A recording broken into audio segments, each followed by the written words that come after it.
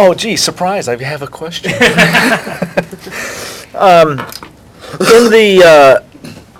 There's a paradox in the social impact assessment literature that says a first order criterion for social impacts to occur is that there has to be some measure of awareness among a population that some external a project or a policy or something is going to happen. And so by increasing awareness, you increase the likelihood of social impacts.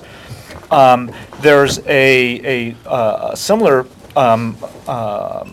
situation where if you're not aware of something, populations can't participate in deliberative or practicable democracy approaches to engagement.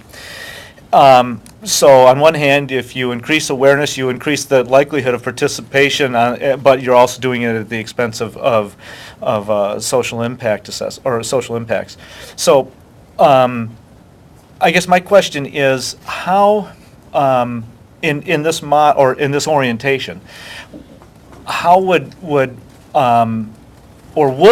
marginalized populations that might by definition, their marginalization by definition means they're not occupying these spaces. How would they be accounted for, or would they be accounted for, or is there some special mechanism for accessing that to increase what we've called participatory equity? So there's a few things bound up in there. The first thing is, and I should probably draw this distinction a little bit clearer. This isn't a non-intervention approach, it's a minimal intervention approach, right? So as opposed to asking the question of how do we go out and study just what's already out there, which we have lots of people doing really fantastically, the question is, how can we study what happens in these communities when they do engage on these particular issues, right? So the idea is to minimally intervene in these communities in order to provide them information through the channels and mechanisms that they would normally receive it, in the mode that they would normally receive it, and let them deliberate and talk about it in the ways they'd normally talk about it. So a minimal intervention kind of approach. So that's the first kind of element in terms of what you're talking about. So providing information, it's going to have some effect, right? But the idea is to try to minimize some of that effect. The second thing is, part of what you're talking about in terms of marginalized communities or communities that aren't included in sort of these deliberative spaces or so on, indicates a necessity for us thinking about sites in a more diverse or broad way, right?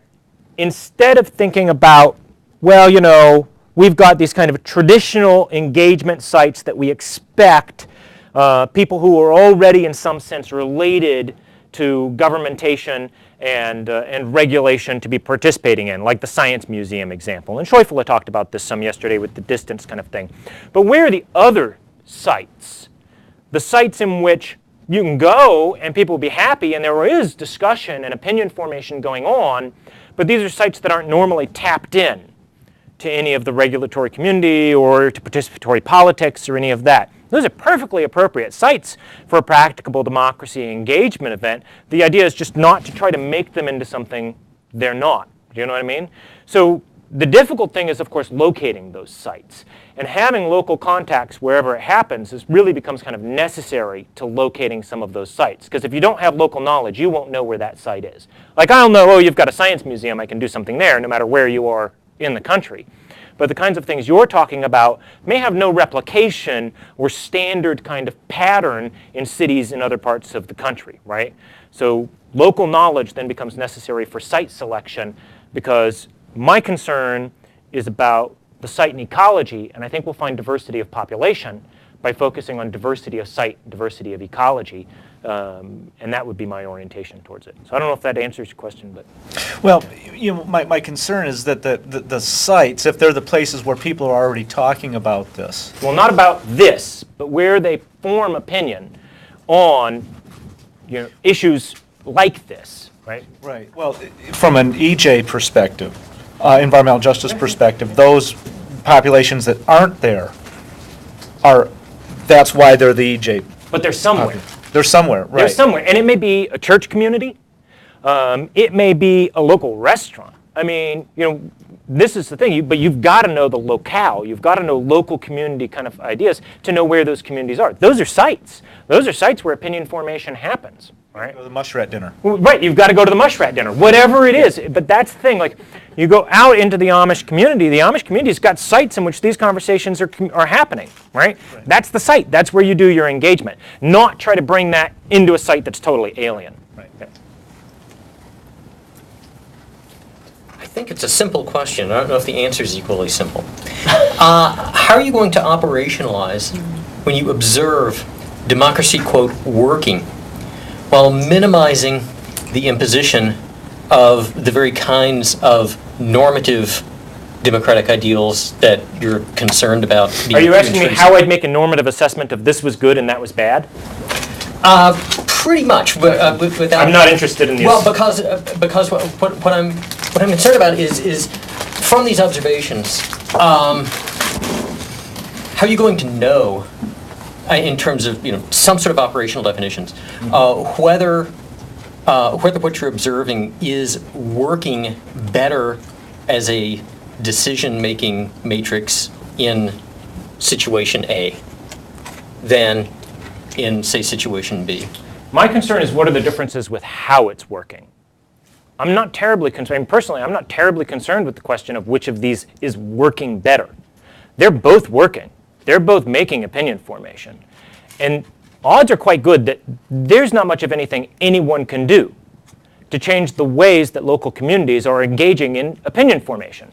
The question is, how does that opinion formation work? What are the modes of deliberation and communication? What are the kinds of structures of relationships in the existing communities? Once you know that, then you might know how you can go and do education programs that are not culturally intrusive, the ways in which you can do consideration of those communities into policy processes. But my question is, how do they work, and how do they work differently? What are the different kinds of, I'm not interested in a normative assessment of, what happened over here for this community is better than what happened over there for that community. Those communities have decided what works for them. They've got a system in place that works for them. What we need to know is, well, how does it work, and how can we meet that community where they are, on the grounds of what's going on in that community? So basically, we're taking a look at methodological mapping so that we can better adapt to that. That might be one way to put it. Yeah.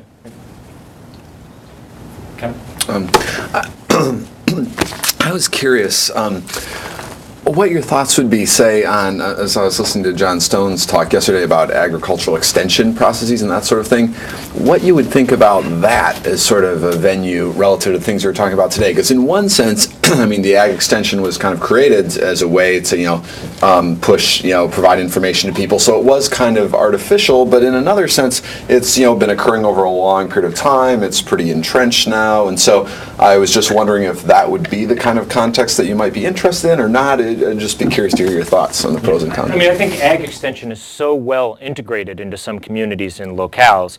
It's, heck, we're down where we are. I mean, ag extension is huge. It's a big part. I mean, it controls a lot of what goes on in terms of public thinking about all kinds of issues in some of our communities. Man, it's an absolutely kind of important community for some issues.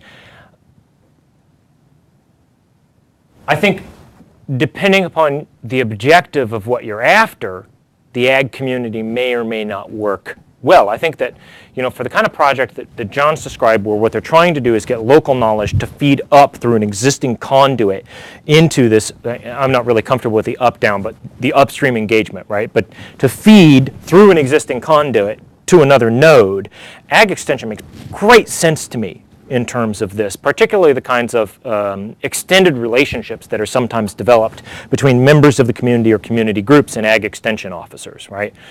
Where a lot of that contact is one-off, but there's a significant amount of contact that's not one-off. It's enduring, sustained kind of contact. So, that's become a naturalized component of that community.